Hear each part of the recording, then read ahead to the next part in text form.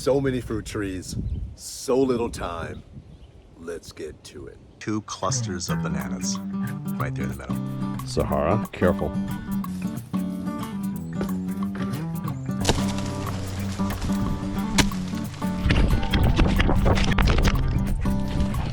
Good job, B. Keep doing your job. Keep doing your work. Spring has sprung for us here in Southern California, and what that means is now is the time that we've got to get caught up on all of our to-dos. So I've got to get all the feedings for the 100 plus fruit trees in the orchard. I got to get things trimmed up. I got to get things cleaned up. Lots of stuff needs to happen. Hopefully in this video, what you get out of it are some reminders and some ideas of things you need to do that you might want to do in your backyard orchards. So let's get started.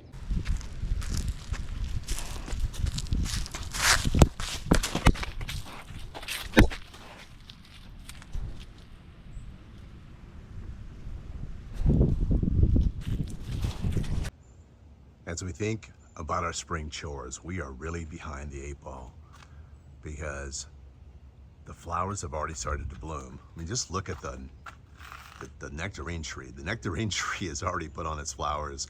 It's got fruit on the tree, tons of fruit. It's flushed out, pushed out all of its leaves. And then you've got things like the blackberries that have done the same thing. Good job, B. Keep doing your job. Keep doing your work. And then you've got the other trees that are just starting to wake up. The cherry tree. This is a 4-in-1 cherry tree. It's starting to wake up. See the flowers there? Flowers there. You move over, again, the blackberries in front, blackberries forming. And then we got the 4-in-1 tree, which is in various stages. The apricot branch has already flowered and is producing fruit. And then you've got the other stone fruits that are coming in behind it. And look in the back, those are the ones with the little reddish color to it. Those are apricots, but the one in the back, the all whites, those are the plums, the Santa Rosa plums. And so I am probably 3/4 of the way of getting all of the fertilizer feeding and the soil drench on the fruit trees. I've covered about 3/4 of the 100 plus fruit trees so far. Got about 25% left to go.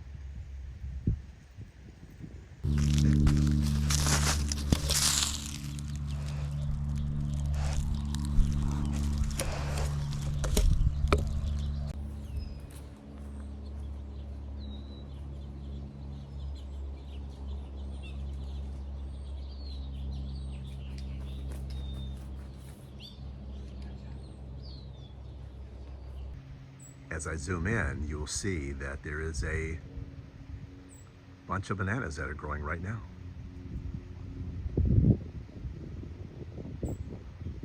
Look at that, those are bananas. That's the flower, and those flowers produce hands of bananas that slowly get exposed and then ripen over about a 3 to 4 month period. All right, migrate with me this way as we're coming up on a different angle. You can see it's quite messy. It's been neglected this whole summer, or excuse me, this whole winter. We've got to clean it up. We've got to clean off the dead branches. There's some bananas that didn't ripen before winter. And so one of the things that bananas do here in California, when the temperature nights get below 45, maybe even below 50, they start to go into hibernation and they become frozen in time. They just stop growing. And if you have a rack of bananas that haven't matured, they will not mature any further on the tree, on the plant. So we got to get in here. We got to cut out all of this dead. Right here is a dead stalk that's already fruited. And the thing about bananas is that once it is fruited, once these stalks have fruited, they don't produce anymore. You got to cut them out and cut them down to about here, and then they'll naturally kind of break down and fertilize the area and make space for new plants to grow up. But right now it's pretty congested, as you can see. Pretty congested. I'm right here in the midst of it. And we certainly got to get in here and clean up our act to set these bananas up for success this year.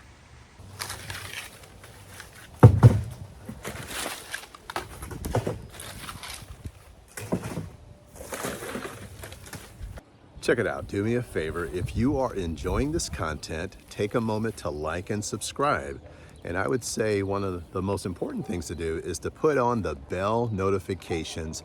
That will alert you when new content comes out and will make sure that you're current on everything happening in our backyard orchards. When it comes to feeding, I'm a little bit of a mad scientist.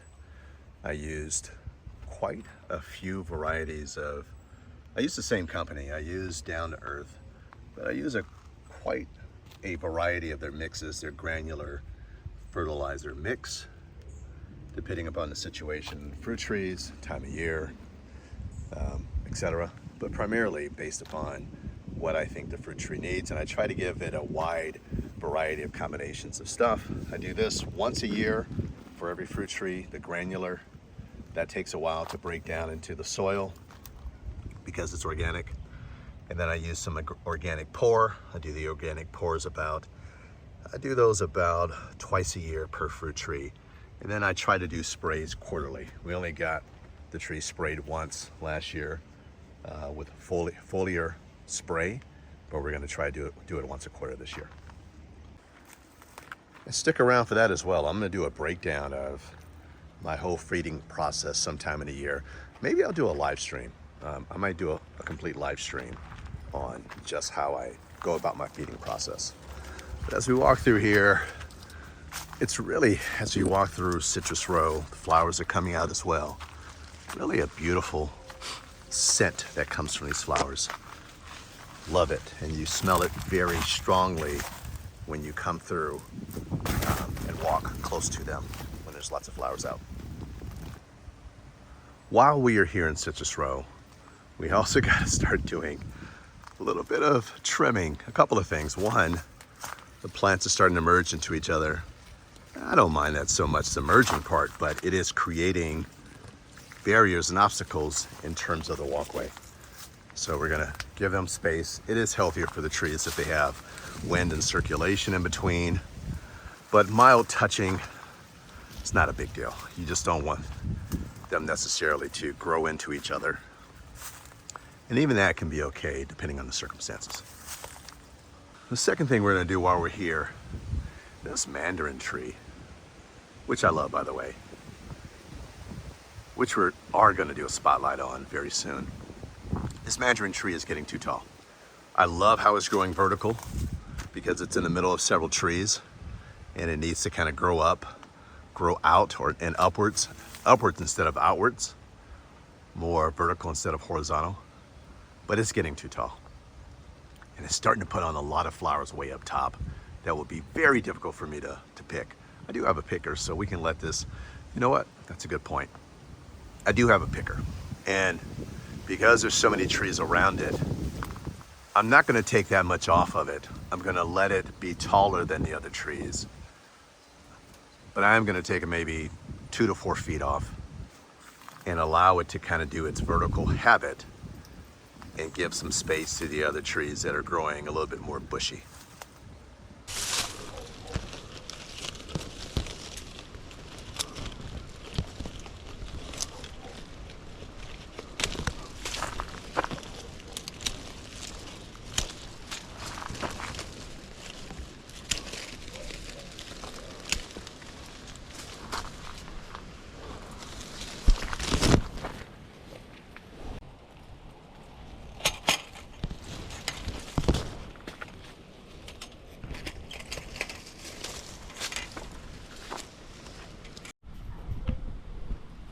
Sahara, careful.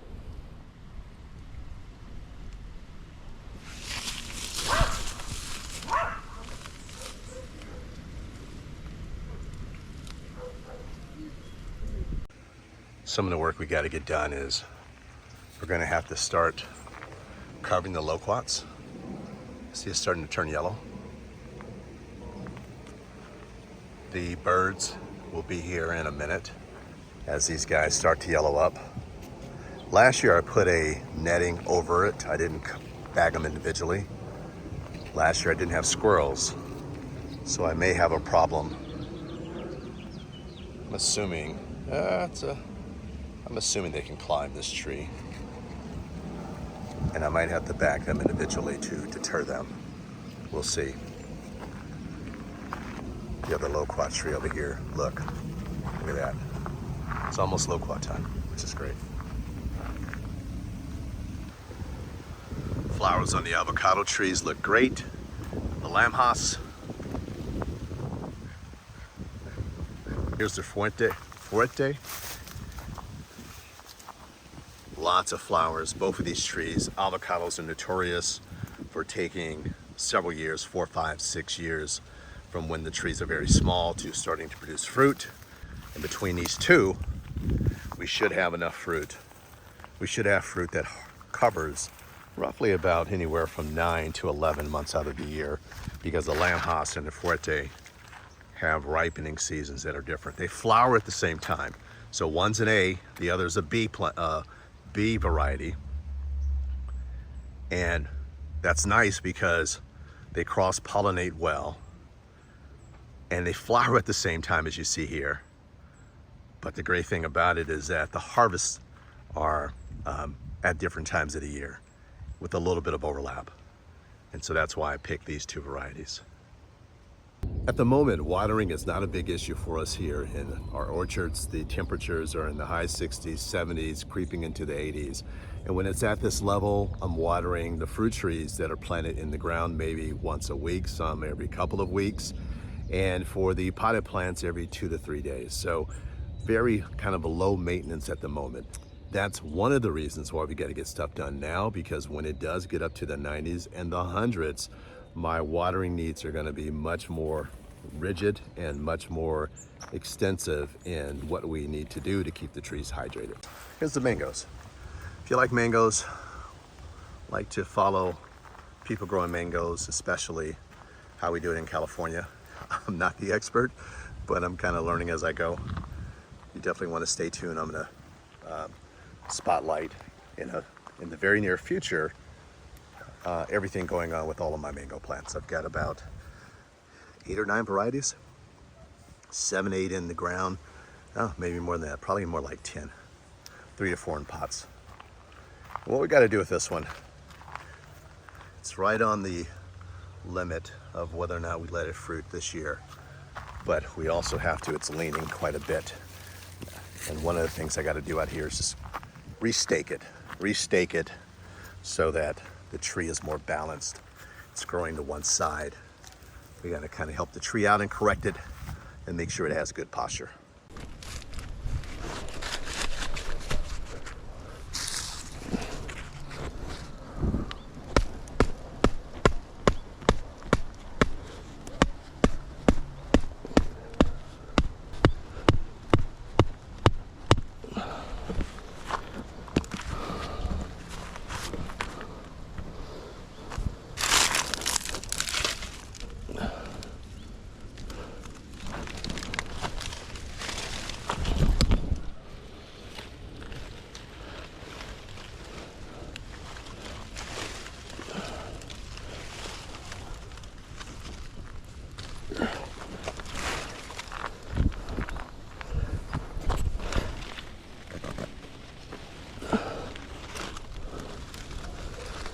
The other thing we got to do right over here is give these bananas more sun. So this, what is this, a Joshua palm? Joshua palms have grown up pretty high and are blocking the sun from the bananas. And the palms over here. And this is the southern side. And so if we want healthy bananas, in this situation where we have this cluster, this tight cluster, they're going to need more sun to get the kind of ripe and really nice tasting bananas that we want. So we'll trim this back quite a bit actually. We'll knock it down to maybe stumps, we'll see.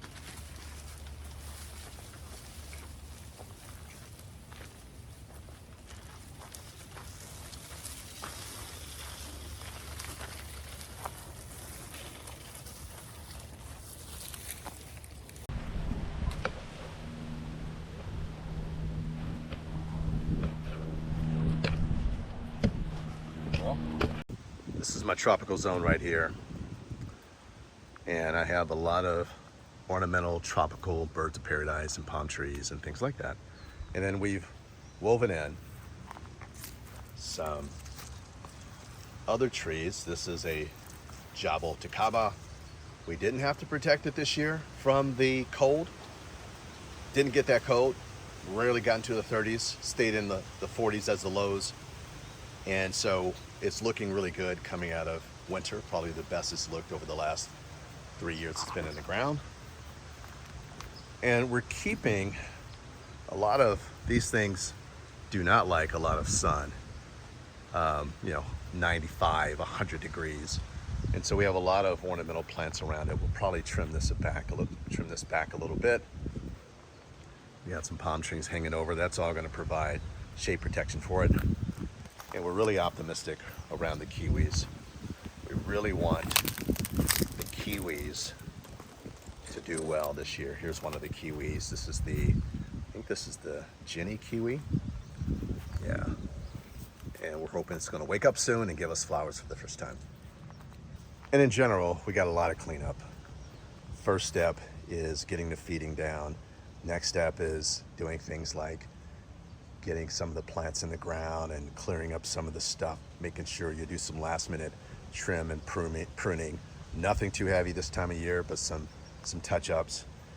Then we start working on the aesthetics.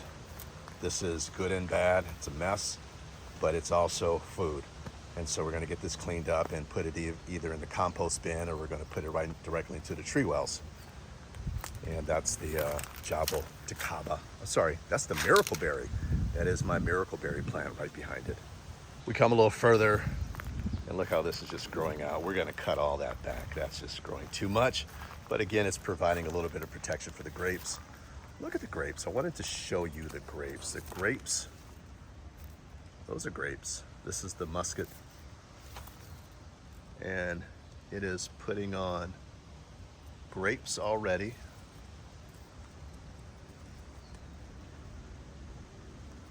And excited about that we're going to have some wine grapes producing, and hopefully some of the other table grapes like this razzmatazz, which has been in the ground about a year. Hopefully this will give us some fruit, some grapes as well this year.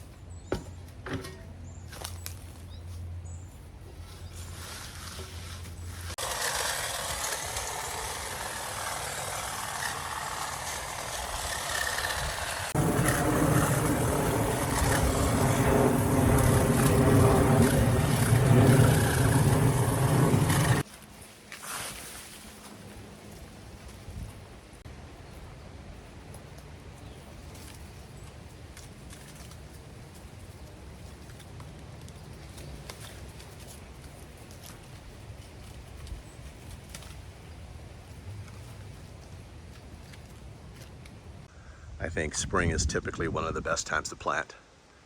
But there's no hard and fast rules, and a lot depends upon your climate and the temperatures and the kind of plant.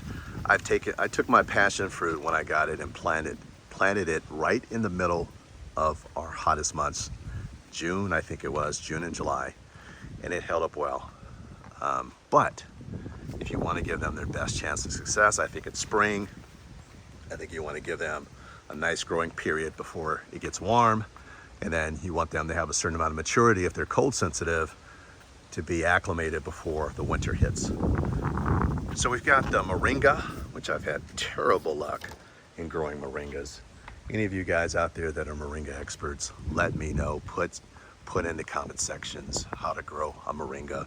I've been terrible at it, but we're going to try again. And we've got the persimmon. This is a variety that is very late season. It's a variety that you have to leave on the tree to let it fully ripen, almost turn kind of a brownish color before it is fully ripe and when it gets to its sweetest. I don't necessarily like persimmons very much, but it is a late season fruit, very late. It's going to hit somewhere around November, December, January here in Southern California, and that is going to be a nice little bridge to get me into citrus season, along with my mangoes and some of the other fruits that are late season, apples as well.